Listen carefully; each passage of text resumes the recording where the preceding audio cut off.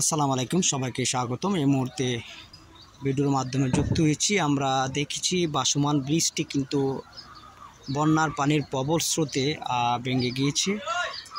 আসমানিয়া বাজার সংলগ্ন এই ভাসমান ব্রিজ দিয়ে হাজার হাজার মানুষ যাতায়াত করা হতো। আজকে কিন্তু সেই ব্রিজটি বন্যার প্রবল স্রোতে কিন্তু ভেঙে গিয়েছে এবং প্রচণ্ড স্রোত কিন্তু এই গোমতী নদী দিয়ে বইছে। নোয়াখালী এবং ফেনী যে বন্যার আতঙ্কে বিরাজ করেছে, সেই পানি নেমে এসে তিতাসের এই গোমতী নদীতে প্রচণ্ড চাপ সৃষ্টি হয়েছে। আমরা ইতিমধ্যে দেখেছি, এখান থেকে যে দৃশ্যগুলো দেখানোর চেষ্টা করছি আপনাদের মাঝে। তবে যে পরিমাণ স্রোত আছে এই গোমতী নদীতে, আমার মনে হচ্ছে এখন বর্তমানে অনেক পানি বৃদ্ধি পেয়েছে, তবে আরও বৃদ্ধি পাওয়ার শঙ্কায় রয়েছে। এই মুহূর্তে কিন্তু ঝিরি ঝিরি বৃষ্টি বইছে, এখনও কিন্তু আকাশ পরিষ্কার নয়। তবে যদি বৃষ্টি হয় তাহলে এখানে আরও বৃদ্ধি পাওয়ার সম্ভাবনা রয়েছে পানি।